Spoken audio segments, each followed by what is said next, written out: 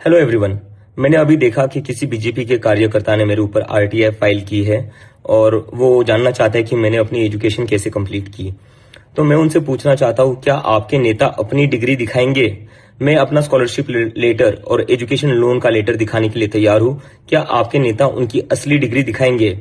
और मुझे समझ नहीं आता इन लोगों को एजुकेशन से इतनी क्या प्रॉब्लम है। अगर कोई आम घर का लड़का बॉस्टन यूनिवर्सिटी में जाकर पढ़कर आ गया तो इससे इन लोगों को तकलीफ क्यों हो रही है? आप लोग एजुकेशन के इतने खिलाफ क्यों हो? लास्ट आखिरी सवाल है।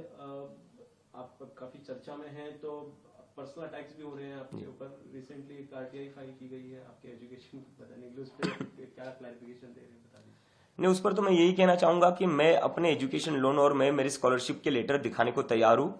मैं नरेंद्र मोदी जी से भी रिक्वेस्ट करता हूं वो भी अपनी डिग्री दिखा दे।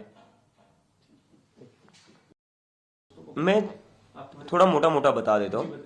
पहली चीज तो इस देश में आज जो एजुकेशन है वो अनअफोर्डेबल बन चुका है, और ये सिर्फ डिग्री की बात नहीं कर रहा हूं मैं। हम बच्चों को अगर फर्स्ट स्टैंडर्ड में भी भेजते हैं, सेकंड स्टैंडर्ड में भी भेजते हैं, वहां पर एक एक डेढ़ लाख की फीस देनी पड़ती है, डोनेशन देना पड़ता है। उतनी माँ बाप की सैलरी नहीं होती है, उतनी उनकी सेविंग्स नहीं होती है जितनी उनको एक साल की फीस भरनी पड़ रही है। तो वो माँ बाप कहाँ से देंगे? चलो ठीक है, जिनके माँ बाप आईटी कंपनीज में काम करते हैं वो शायद से एक बार को अफोर्ड कर सकते हैं, लेकिन जो लोग 30-40 हजार महीने का कमा रहे हैं वो कहाँ से एक साल का 1 लाख भरेंगे? क्योंकि 30-40 हजार में से महीने का बचता कितना है? घर चलाना होता है, उसका खर्चा अलग से, तो महीने का 5-10 हजार बचेगा। सेविंग कितनी होगी साल भर में? जब इंसान की सेविंग ही नहीं हो रही है 1-1.5 लाख एक साल में, उसमें वो स्कूल फीस कहां से भरेगा? तो एजुकेशन को अफोर्डेबल बनाना पड़ेगा, एक्सेसिबल बनाना पड़ेगा, ताकि आपकी इनकम कितनी भी हो आपके बच्चे को शिक्षा अच्छी मिले।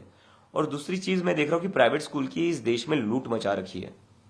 उसके लिए क्या करना पड़ेगा? प्राइवेट स्कूलों की फीस पर तो कैप लगाना ही चाहिए, लेकिन बस वो करके नहीं चलेगा, उसके साथ हमें सरकारी स्कूल अच्छे करने पड़ेंगे। सरकारी स्कूलों का पूरे देश में क्या हाल हो रखा है आज?